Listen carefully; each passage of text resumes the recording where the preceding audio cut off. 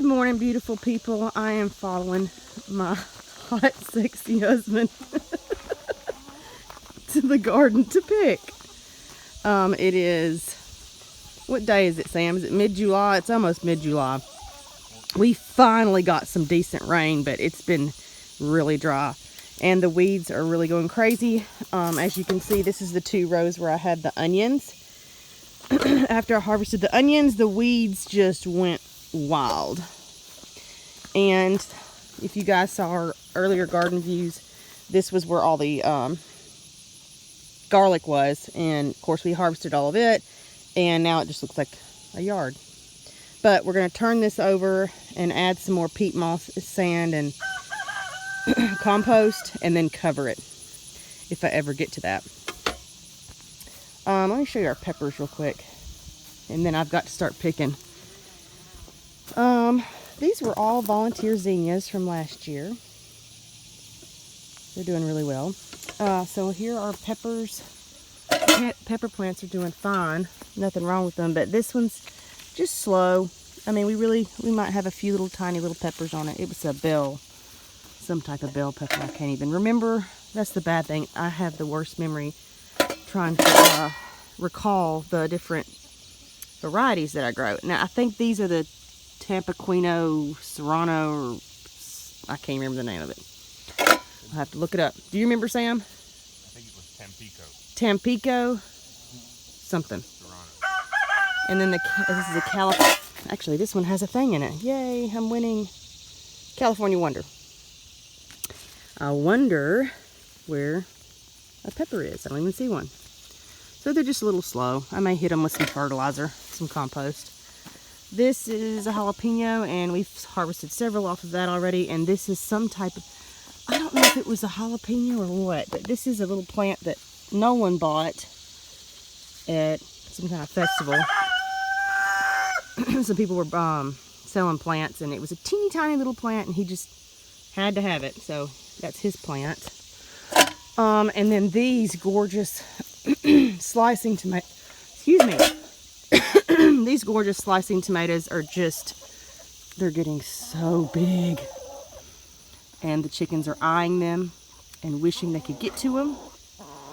We have lost a couple on 2 different occasions that were going to be our first slicing tomatoes. But the chicken or 2 got into the garden area because somebody left the gate open and pecked holes in it. And I was very depressed because I was so looking forward to our first BLT of the season. So we still, here it is mid-July, we still haven't had a BLT. It's kind of depressing. Tons of cucumbers all the time, but it does need some fertilizer. Our tomatoes, like so many other people, our tomatoes look terrible. The heat has just really gotten to them. So you can see all the dead leaves. Now this variety is, again, it's a paste tomato. So they're for canning and making sauces. They do not grow very high, so that's normal. They are supposed to be little short bushy plants, which I like about them. And they're loaded with tomatoes. But, like this poor little thing, it's still loaded with tomatoes on it, but look at that plant. I may just go ahead and pull whatever is on there off. But it's still got, you know, they're still making. They're still turning. So,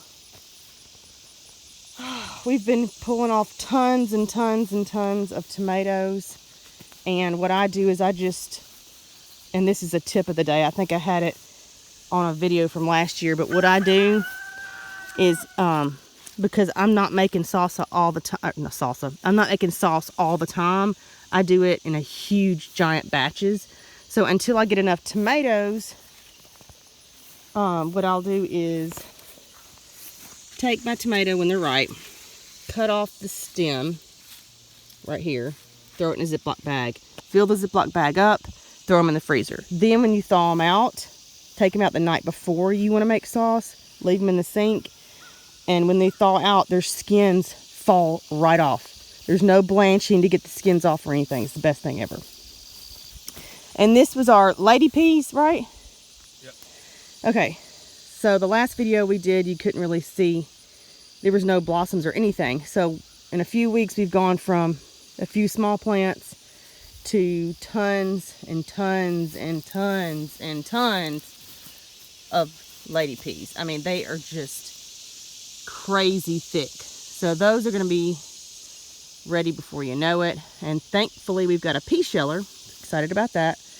That we can get these shelled out really quickly and get them in the freezer or can them or whatever we're going to do. Over here, the kids' watermelon patch, they got planted so late.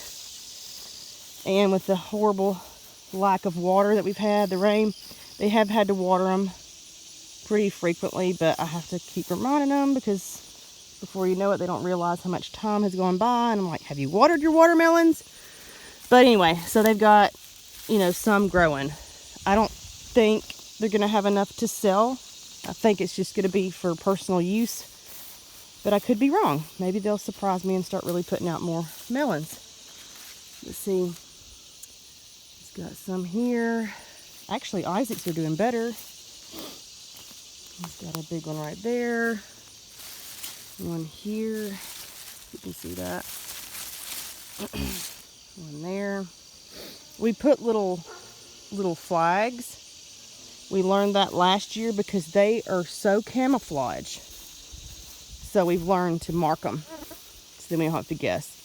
And little Nolan, this is his melon.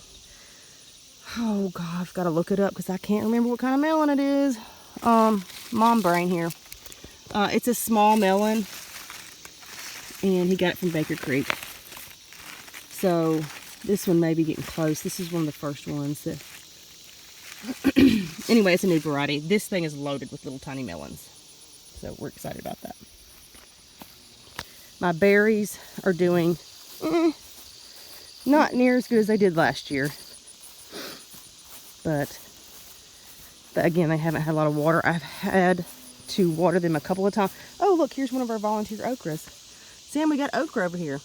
Oh, I know. All right. So these are doing, like I said, okay, but they're nothing like they were last year. I mean, you can just tell the plants just look a little depressed because of the heat. But like, this is a big one.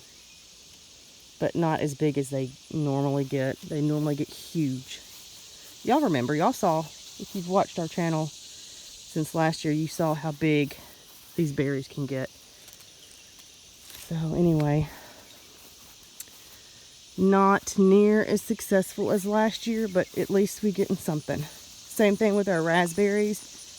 Yes, we're getting raspberries, but they're not near as big. The plants look big. I mean, look at all these plants. And remember, I cut these down to the ground every winter. I cut them all the way down to the ground, and they just really explode with growth the next year. So these are okay. Probably since this last rain, they're doing okay. But, you know, last year we were getting berries like this all summer, even bigger than this.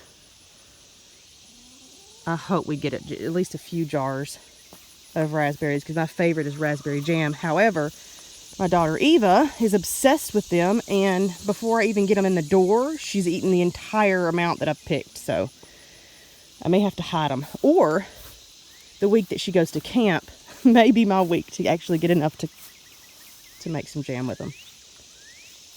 All right, well, I'm going to start helping Sam do some picking before we die of a heat stroke. And we will see you guys on the next video.